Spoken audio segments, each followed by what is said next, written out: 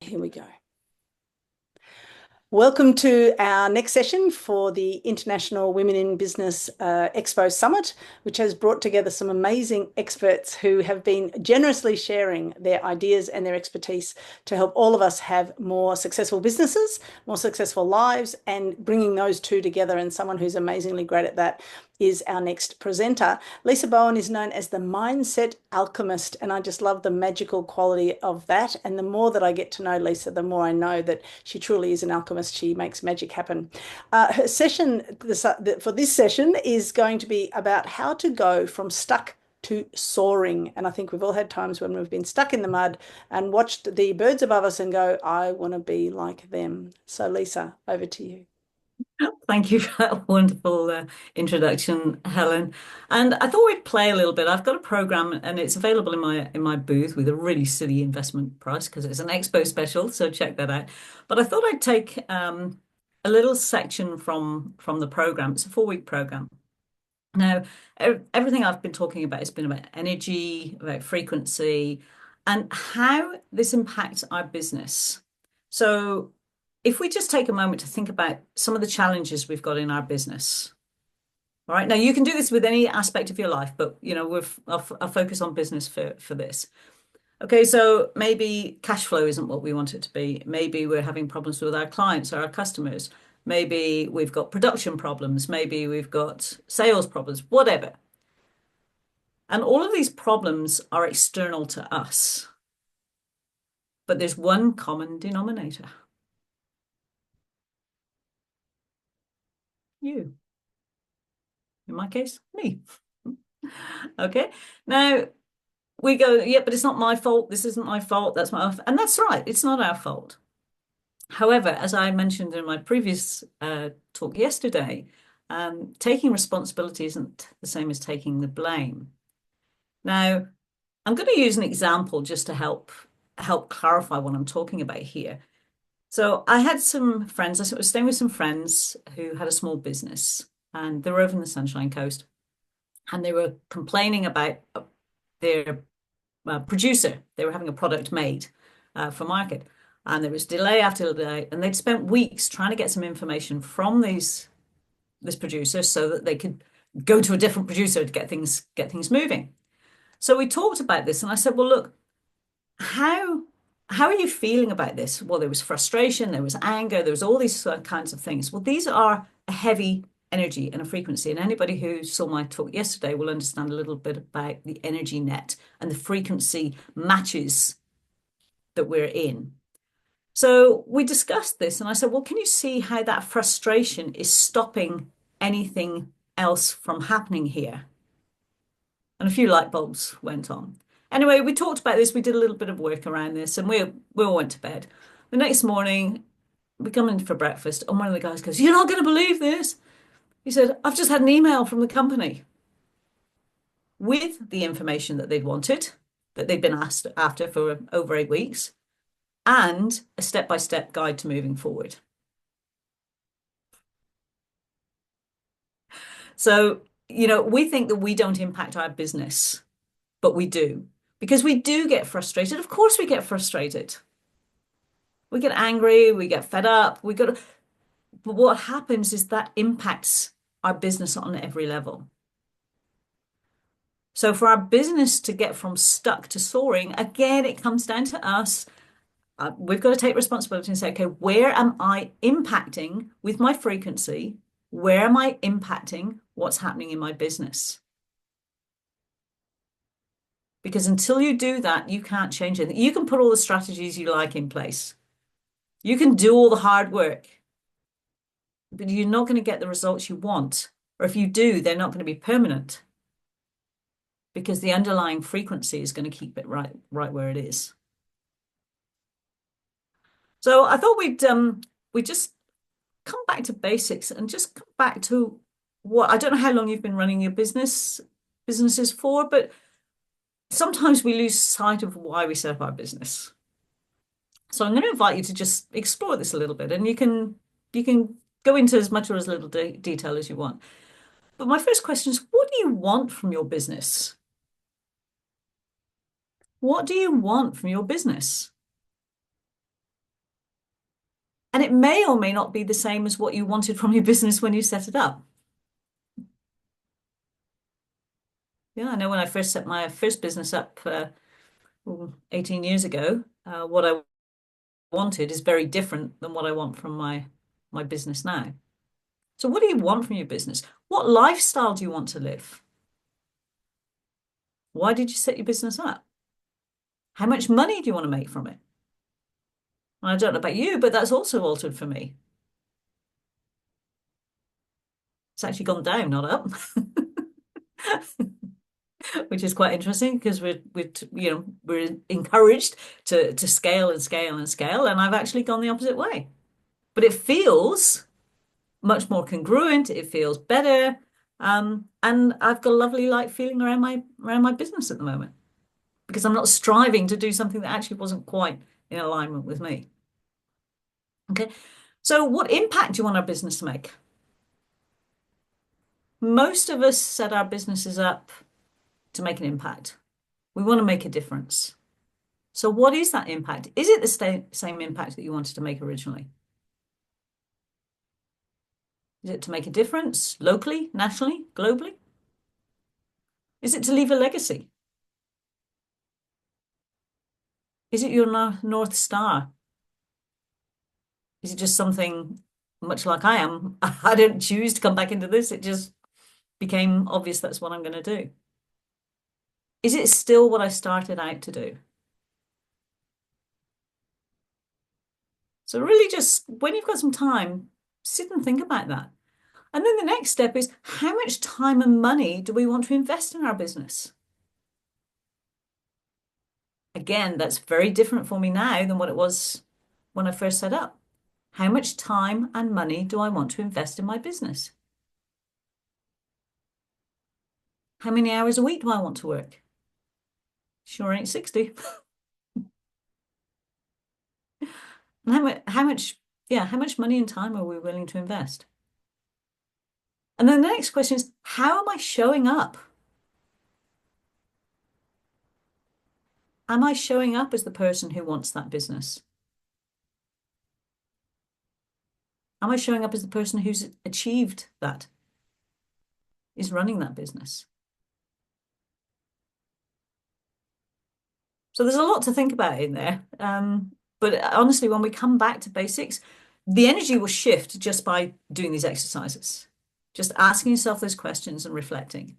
Your energy will shift and it will lighten because you'll get some aha moments and you'll feel lighter because you'll just let go of everything that you thought you needed to be doing, which actually isn't what we want to be doing at all. So we're ready for a little bit of fun.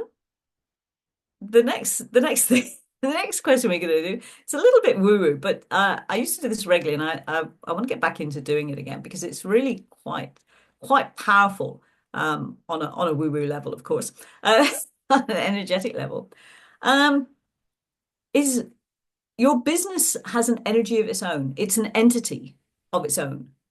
So you have your energy, and then your business has its own energy. And that will be impacted by lots of things. It'll be impacted by your energy, any staff you've got, any clients you've got, any subcontractors you've got, will all impact the frequency of your business.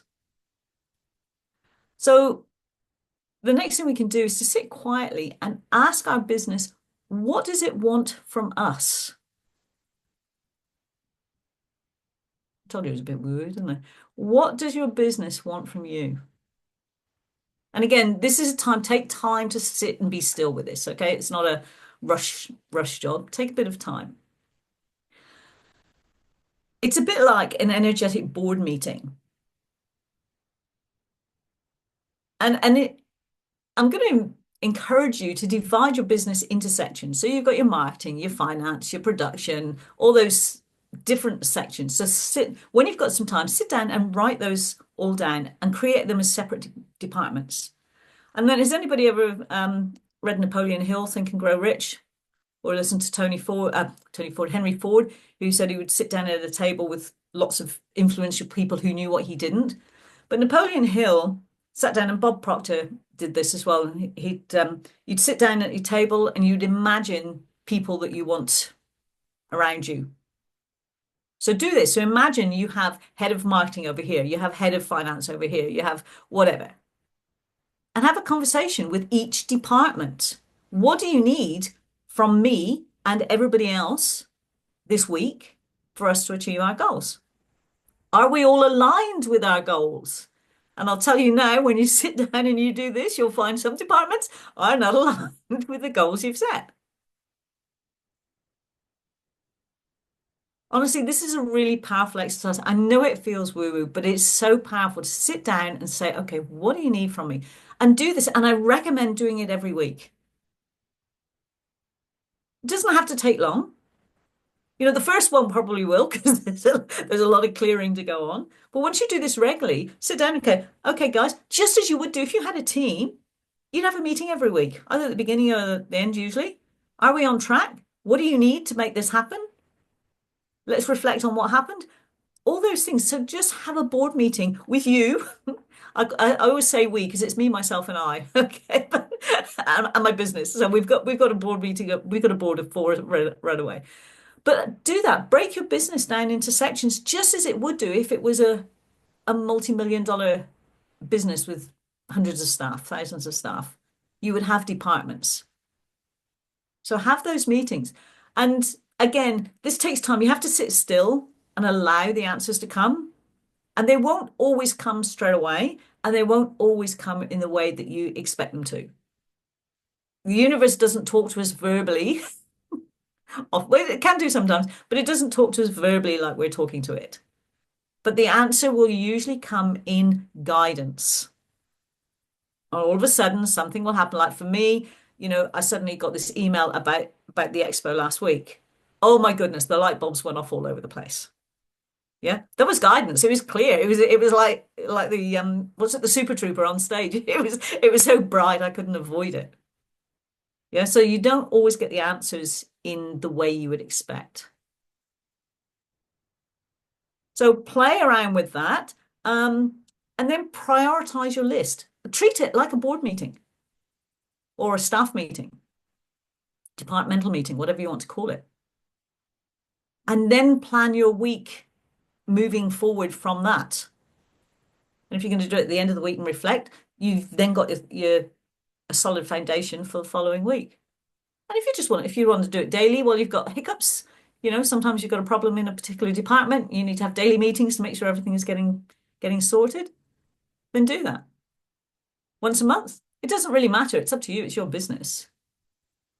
But it will help to reshift your energy and the energy of your business because your business has its own energy. So if you'd like to learn more on this, like I said, this is just part of a four-week program. Head over to my booth and have a look on the programs and packages. And I think it's a really silly investment. I think I put it down to 200 Australian dollars and it's normally 300 US. So it's worth checking out. But any questions, or how does that feel to be talking to your business in that way? I'm going to make the first comment. It made me realize that I've just fired one of my department heads a little while ago because I didn't realize that I was sort of asking it in this way, but I was talking about my business in 2025, and there was a part of my business that was their budget requirements were too high and their effort time, so they needed too much money and it needed too much money and it needed much too much time. And also I wrote down how much time, money, effort do I want, because it's not always necessarily the time. And I looked at those three things and I just went, actually, no, you're fired. I'm not, I'm not. And as soon as, and I have been fighting, trying to keep this department, that image works for me really well, in my business for so long, for decades. And I've tried and, and I've struggled and fought and I know I'll set it aside. Oh no, I should do it. I start shooting all over myself. You and I have already talked about that. And when I fired it, I was like, I don't have to think about that anymore. And it created a space for other things to go, oh, how about me? And Yeah. what about if we do this? Beautiful. Amazing. So it really, like, I've got tingles. It was, that's just lovely. That's my response. Anyone else want to participate in this question and answer? If Yeah, I think the what does my business want from me is not resonating at this point in time when I'm saying that. So maybe something to sit with longer. But I certainly have a very clear vision and idea of what I want, and most of that is in place. What is changing now is the actual components of it. So I certainly have created and steered my business towards being able to work in the times I want to work and the times when I want to work, working from home. So a location that is easy for me to be in. And anytime I want to take time away from the screen, I have that opportunity in this business. So, like you, I'm not after $1 million business. I've done that in the past. I'm now at a stage where it is about the way I want to work. So I finished here, I go out into my garden, I jump in the pool, I do some mowing, whatever it is that I feel like at the time. And then I come back in here and look at the next exciting online technical, like the expo component, and learn more about that. And in all of it, the focus had gone over the last 2 years probably towards bringing more women towards innovation, to be empowered in the whole area of being more visible and taking charge of it. And that is continuing now. It's just sort of from the book writing, publishing, and marketing, perhaps either as a sideline with the expo or maybe becomes a bit more prominent. That is evolving at the moment. and the expo is almost like a new department, Sigrid. Yes, that's right. Yeah, it is. And so it's now the question is, do I just want to add it and have I mean, you can have several things sitting there, whether you actively pursue all of them or just one of them doesn't really matter, does it? It'll come in whichever way it'll come in. So. And before we close out this session, Lisa, the other thing that you and I talked about offline, if you like, earlier was around alignment, that if all the departments are aligned, and Sigrid, everything that you're talking about, these things are all aligned, then it That's doesn't right. feel like there's this department over in the corner that's doing its own thing that doesn't have anything to do with anything else. And that's yeah. So do you want to just talk to that for a minute or two? Oh, About the yes. alignment piece? Yeah, absolutely. And that's what struck me, Helen, with Sigrid, is that because you're so focused that everything is aligned, you've come back, we've like you say, we've all gone for the big money, the big bucks, which took big hours and big effort and all that kind of stuff. And now it's about doing things that light us up. So even if, that question doesn't resonate with you, Sigrid, just focus on your own frequency. And does this feel good? And when I sit and think about my business, does it feel good, or is there some frustration? Is there some negative, low frequency stuff going on? Because when we bring that into alignment, then everything just happens. We don't have to make anything happen. Yeah. So don't get caught up over the questions and whether it resonates or not. Just know that when you're in alignment, everything will flow. And this is just a tool to help you come into alignment. Mm. It's not the be all and end all, but thank you for that, Helen. Thank you. So, Jean, you've just taken your microphone off mute, so I'm going to assume that you're going to contribute before we close out this session and send it up to the YouTube gods. Okay. I want to just comment about starting out a business because mine is fairly new. And what I find is that there are a lot of people out there that want to help you and ask you for money, and you pay them, and then you learn about what you really need and what you don't need. And then it's breaking up is hard to do in some cases because you have to say goodbye to some people. And it's hard because you develop some relationships, but then you start to grow and you find other ways that you can get something accomplished for your next step, and you need to let go and move on. And so it's hard when you develop some relationships and have to say, I'm ready to move on. And you hope that the other person who is helping you understands that because they're also an entrepreneur as well. So I think for me, I've learned a lot about the growth of being in this position and continually looking to see like, okay, now where am I going to go with my next step? And having that talk, like you said, with your board or with, do I want to keep having all of the outside forces after me, or do I want to make some clear decisions and know I'm moving forward and making the right decision?